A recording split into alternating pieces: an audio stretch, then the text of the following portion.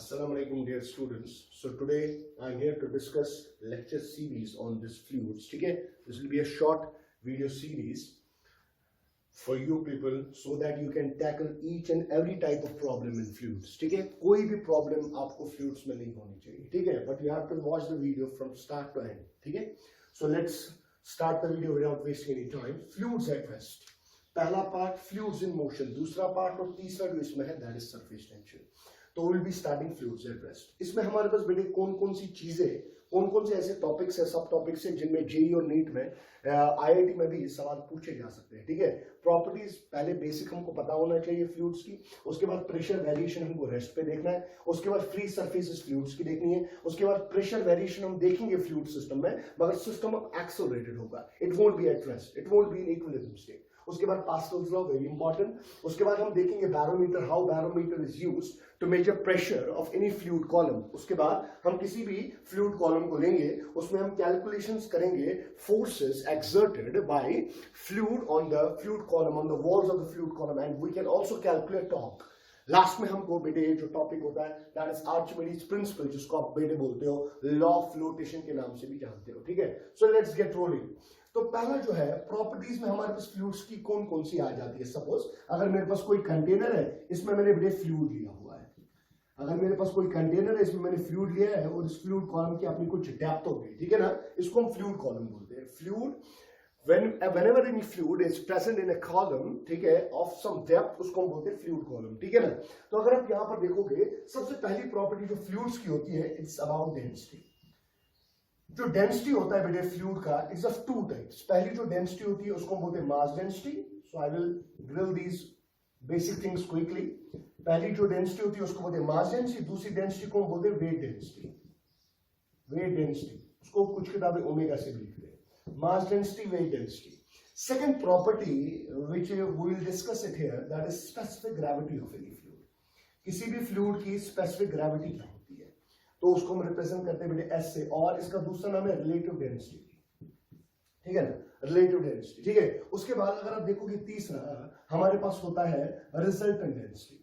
कभी कभी सवाल आ सकता है, अगर हम दो फ्लूइड्स को एक ही कंटेनर में डालेंगे, दो या दो से ज्यादा फ्लूइड्स को एक ही कंटेनर में डालेंगे, what will be the resultant density. ठीक है, वो भी पूछा जा सकता है. चौथा जो हमारे पास इंपॉर्टेंट पैरामीटर है जब फ्लूइड रेस्ट पे होता है, how much is the pressure exerted. ठीक है, तो ये चीजें पता होनी चाहिए बेटे. Fluid as you all know, I don't need to discuss it again. Fluids वो वाले स्टेट्स ऑफ मैटर होते हैं, ठीक है, या वो वाली सब्सटेंसेस होते हैं व्हिच कैन फ्लो. ठीक है, fluid is anything which is a property which has a tendency to flow. ठीक है, इसमें लिक्विड्स भी आ सकते हैं और इसमें मेरे बेटे गैसेस भी आ सकते हैं.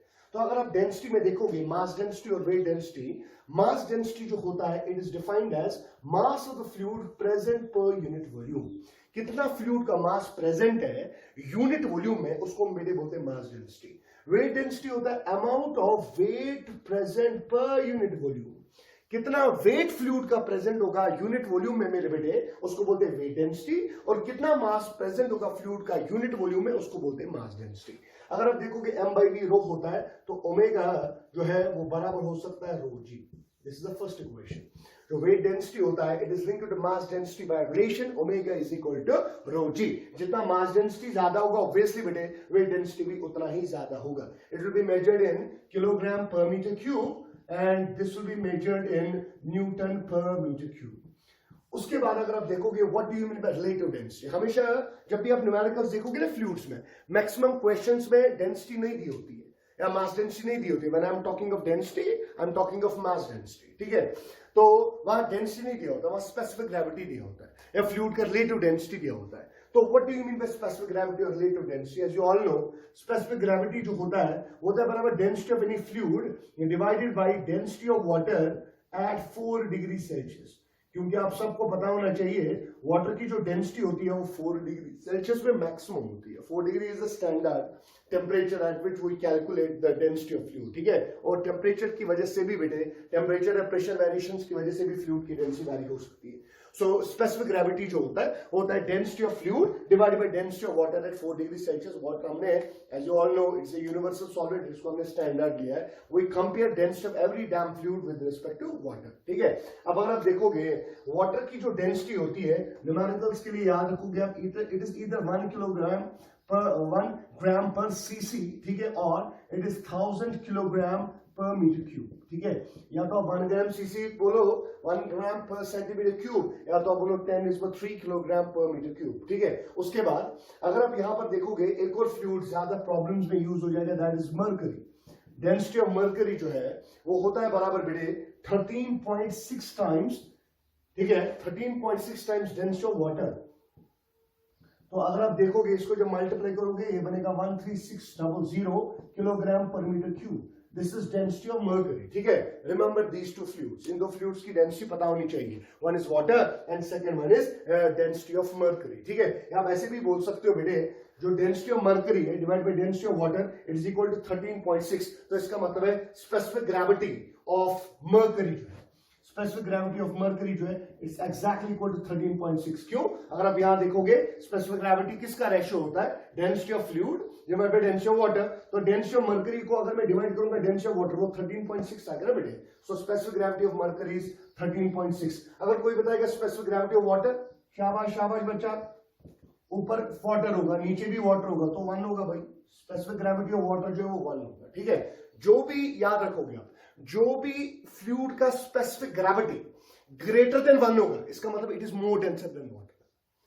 जिस भी फ्लूइड का स्पेसिफिक ग्रेविटी लेस देन 1 होगा it is rarer than water, ठीक है। मतलब ये लाइटर है, ठीक है, उसका जो मास होगा या उसकी जो डेंसिटी होगी वो कम होगी कंपैरेटिवली टू वाटर, ठीक है। So if any specific gravity of any fluid is greater than 1 it is heavier than water. अगर इसकी स्पेसिफिक ग्रेविटी लेस देन 1 होगी it is lighter than water, obviously, ठीक है। इसमें कोई कंफ्यूजन? तो अगर बेटे आपको किसी भी फ्लूइड का स्पेसिफिक ग्रेविटी दिया होगा तो डेंसिटी ऑफ फ्लूइड किसके बराबर होगा, specific gravity of that fluid multiply by density of water. So in general आप क्या नोट करोगे, in general specific gravity of any fluid, ठीक है, मल्टीप्लाई करोगे डेंसिटी ऑफ वाटर, ये मिलेगा तुम्हें density of fluid. Remember this, किसी भी फ्लूइड का अगर स्पेसिफिक ग्रेविटी दिया होगा उसको मल्टीप्लाई करोगे बेटे डेंसिटी ऑफ वाटर से, वो तुम्हें देगा डेंसिटी ऑफ दैट फ्लूइड। कोई कंफ्यूजन?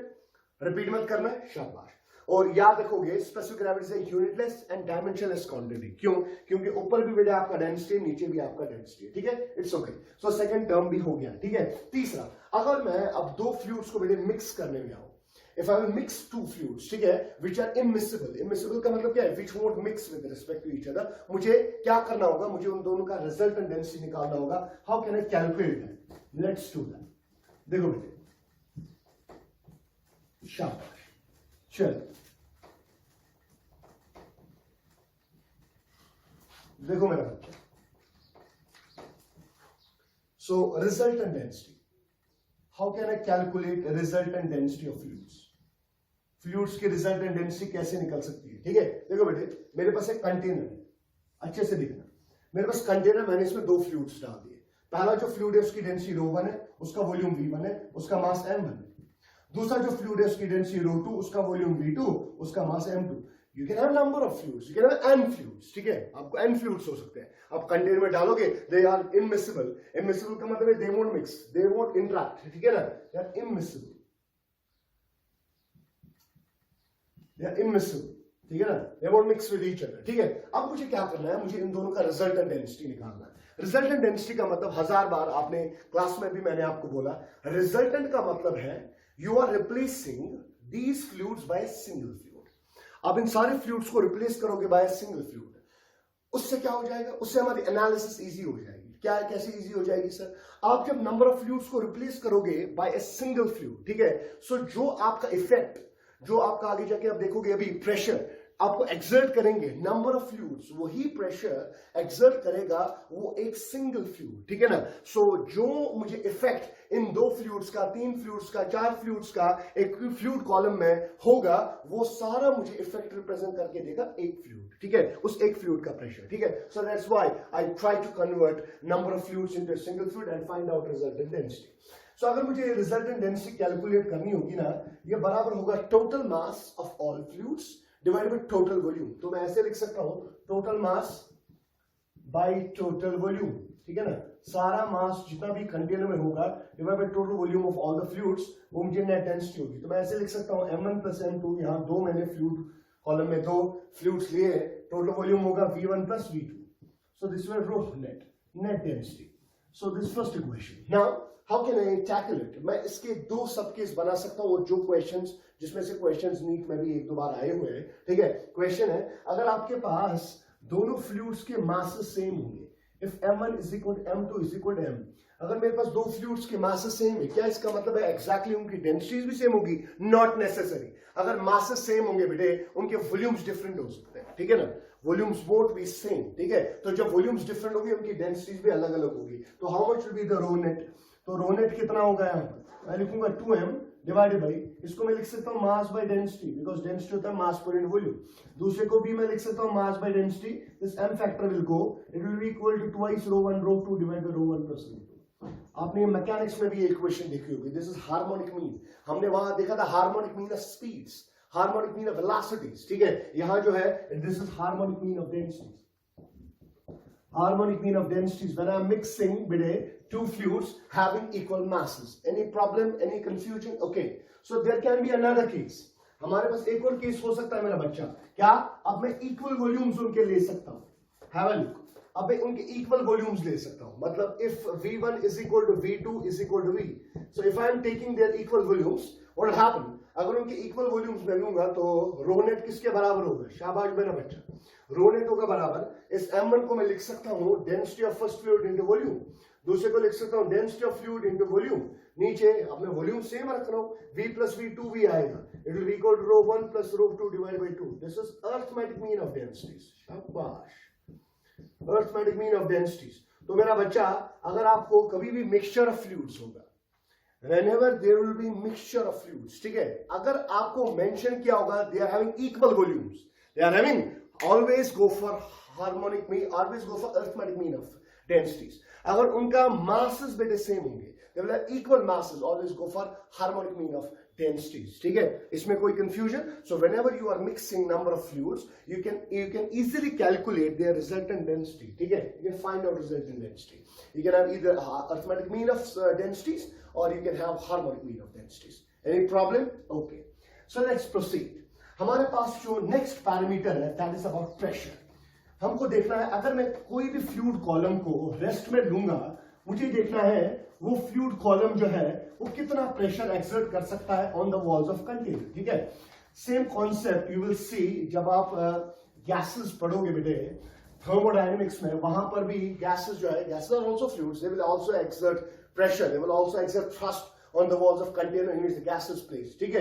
तो यहाँ पर अगर आप देखोगे चौथा जो पॉइंट है, that's about pressure। अब अगर आप देखोगे, मुझे प्रेशर वेरिएशन देखनी है, देखो बेटे ये यहाँ से बहुत इंपॉर्टेंट है, सवाल बहुत बनते हैं यहाँ से। सपोज अगर मेरे पास यहाँ पर कोई भी फ्लूइड कॉलम है, अगर मेरे पास कोई भी फ्लूइड कॉलम है, फ्लूइड की अपनी डेप्थ होगी बेटे, फ्लूइड की अपनी डेप्थ h है, this is not height, this is always known as depth. Depth हमेशा हम टॉप से देखते हैं, नॉट फ्रॉम बॉटम। तो दिस इज डेप्थ h। इस फ्लूइड की जो डेंसिटी है वो मेरे बेटे रो है, ठीक है ना। तो हमेशा जब फ्लूइड इक्विलिब्रियम में होगा, हमेशा जब फ्लूइड रेस्ट पे होगा, fluid always exerts thrust on the walls of container, on the side of the walls of the container, ठीक है। थ्रस्ट मैंने आपको ऑलरेडी क्लासेस में डिस्कस किया हुआ है। थ्रस्ट जो होता है ना, it is a normal component of force. Thrust जो होता है, it is the perpendicular component of force, ठीक है। तो जो भी आपका फ्लूइड कंटेनर में है, वो हमेशा मेरा बच्चा एक्सर्ट करेगा force on the walls of container at an angle of 90 degree, ठीक है। तो यहां पर बेटे अगर आप देखोगे, यहां पर फ्लूइड ऐसे फोर्स एक्सर्ट करेगा, यहां पर फ्लूइड ऐसे फोर्स एक्सर्ट करेगा, इस वॉल पर ऐसे फोर्स एक्सर्ट करेगा, हमेशा जो फोर्स होगा it will be always normal to the walls of container, ऊपर वाला एंड जो है वो फ्री है। अब आपका अगला सवाल होगा, why fluid at rest exerts force on the walls of container at 90 degree angle? Why normally? इसका लॉजिक है, ठीक है। सो पहला पॉइंट आप लिखोगे, fluids at rest exert, शाबाश, exert normal forces, जिसको हम thrust बोलते हैं, exert normal forces thrust on walls of container, on walls of container in which fluid is present. And the question is now, why it happens? ऐसा क्यों होता है? Why force is not like this? Why force can't act at an angle? Force क्यों नहीं हो सकता act at an angle? इसका simple logic है, if this angle is theta there can be two components of force, one will be F cos theta, शाबाश मेरा बच्चा, and one will be F sin theta. जो आपका F sin theta component होगा ना force का, ठीक है, क्या ये अगर आप देखोगे F sin theta component it is parallel to this wall of container, ठीक है ना, इस वॉल ऑफ कंटेनर को ये पैरेलल है, but it can be somewhat balanced by weight of the fluid column, क्योंकि weight of fluid column downward act करेगा। But what about this f cos theta? This f cos theta won't be balanced. ये f cos theta एक ऐसा component होगा जो fluid layers को set करेगा motion में, जो फ्लूइड लेयर्स को सेट करेगा। But now our situation we are studying fluids at rest, हम फ्लूइड्स एट रेस्ट स्टडी करते हैं, ठीक है। ऐसा ही कॉन्सेप्ट हमने पता है कहां देखा था? फील्ड लाइंस में। जो भी कंडक्टर होता है इलेक्ट्रोस्टैटिक्स में, जो भी कंडक्टर होता है वहां से जो भी इलेक्ट्रिक फील्ड लाइंस निकलती है वो नॉर्मली निकलती है और परपेंडिकुलर निकलती है from the wall, from the surface of the charged conductor, ठीक है ना। वो क्यों नहीं निकलती है एट एन एंगल? वहां पर भी सेम लॉजिक आपने बोला था, वहां पर आपने बोला electric field can be resolved into two components, one component, ठीक है, can not move A charged conductor, that is perpendicular component, but parallel component can move. तो यहां पर अगर आप देखोगे ये जो f cos थीटा है, क्योंकि जो फ्लूइड होता है ना बेटे, फ्लूइड हमेशा लेयर्स में होता है, फ्लूइड हमेशा लेयर्स में होता है, फ्लूइड एग्जिस्ट करता है लेयर्स में। तो अगर आप यहां पर देखोगे ये f cos थीटा कंपोनेंट था फोर्स का, और मेरा बच्चा ये f sin थीटा कंपोनेंट था फोर्स का। यहां पर फोर्स अगर एक्ट करता था एट एन एंगल, ठीक है ना, तो आप देख सकते हो which component of force is parallel to the fluid layers, it is f cos theta and it won't be balanced by any other force। कोई ऐसा फोर्स है ही नहीं जो f cos theta को बैलेंस कर सकता है, ठीक है। so it can set fluid in motion। तो नोट किया जाए forces cannot act at an angle, so f cos theta component of force, याद रखोगे, f cos theta component of force sets fluid layers in motion, ठीक है, which is not possible। आपको पता है कुछ किताबें क्या लिखती है? अगर आप देखोगे ना ये फ्लूइड लेयर्स को, ये जो f cos theta है ना, टेंजेंशियल फोर्स, इसकी वजह से कौन सा स्ट्रेस आ जाएगा? अगर आप f cos थीटा को डिवाइड करोगे एरिया फ्लूइड लेयर, वो टेंजेंशियल स्ट्रेस आएगा, already done in the solids chapter. तो f cos theta component force की वजह से इसमें टेंजेंशियल स्ट्रेस आएगा फ्लूइड लेयर्स में। और फ्लूइड्स की एक और प्रॉपर्टी होती है, they can not bear tangential stress, they can not oppose tangential stress. Tangential stress को बियर नहीं कर सकते। जो ही थोड़ा टेंजेंशियल स्ट्रेस आया, फ्लूइड लेयर्स चलनी स्टार्ट हो जाएगी, और जब वो चलनी स्टार्ट हो जाएगी they won't be in static state। तो वहां स्टैटिक स्टेट नहीं हो सकता, they will be in dynamic state। Any problem? तो वहां पर फ्लूइड्स मोशन में आ जाएंगी, ठीक है। तो फिलहाल हम अपनी एनालिसिस को रेस्ट्रिक्ट करेंगे फ्लूइड्स एट रेस्ट पे। I hope this point has been clear, why forces are acting perpendicular normally to the walls of container. एक तो वहां पर वो उसको फ्लूइड को स्टैटिक रखेंगे, और नॉर्मल फोर्स की हमेशा वर्क डन कितनी होती है? 0, and fluids can not be set in motion, ठीक है। अब आपने देखा होगा प्रेशर भी हमने पढ़ा है, हमने मॉडर्न फिजिक्स में भी पढ़ा है एक किस्म का प्रेशर, इफ यू रिमेंबर, उसको हम बोलते हैं रेडिएशन प्रेशर, ठीक है। तो प्रेशर की जो बेसिक डेफिनेशन होती है, प्रेशर हमेशा होता है बराबर normal component of force per unit area of cross section, normal component of force per unit area of cross, normal component of force per unit area of cross section. चाहे आप side walls देखो, चाहे bottom देखो, normal component of force को divide में करना है area of cross section, ठीक है ना। ये हमेशा बराबर होता है h rho g, remember this, already derived in 11th class, ठीक है। This is first equation. So किसी भी फ्लूइड कॉलम का जो स्टैटिक स्टेट में होगा, रेस्ट स्टेट में होगा, उसका जो प्रेशर होता है वो हमेशा बराबर होता है h rho g। अब यहां पर समझने की जरूरत है, what is this rho? Its density, what is this h? This is depth, and what is this g? This acceleration due to gravity। मगर स्टूडेंट्स अभी एम याद रखते हैं h rho g, ठीक है। इसमें थोड़ा सा कॉन्सेप्ट है, क्या आपको वो वाली डेप्थ लेनी होगी, याद रखना, वो वाली डेप्थ लेनी होगी which is along the acceleration, वो वाली डेप्थ लेनी होगी जब फ्लूइड रेस्ट में आप लोगे, इक्विलिब्रियम में लोगे, वो वाली डेप्थ आप लोगे दो पॉइंट्स के बीच में। जब आपको प्रेशर डिफरेंस कैलकुलेट करना होगा, सपोज दो पॉइंट्स के बीच में, आप उन दो पॉइंट्स के बीच में वो वाली डेप्थ लोगे which will be along the direction of net acceleration, and which will be along the direction of acceleration, ठीक है।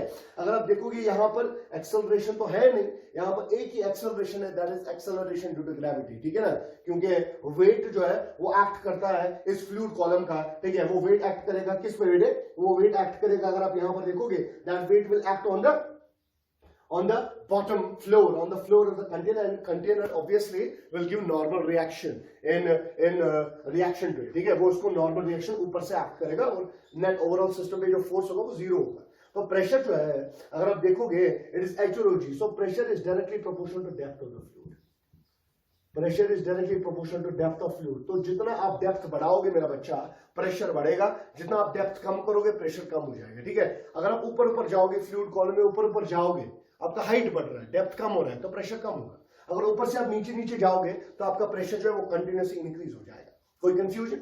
अगर आप यहां पर देखोगे फ्लूइड कॉलम में मैं ऐसे करूंगा, अगर एक फ्लूइड कॉलम है, ऊपर से भी एक किस्म का फ्लूइड है, एयर है, air will also exert pressure, उसको हम बोलते हैं एटमॉस्फेरिक प्रेशर।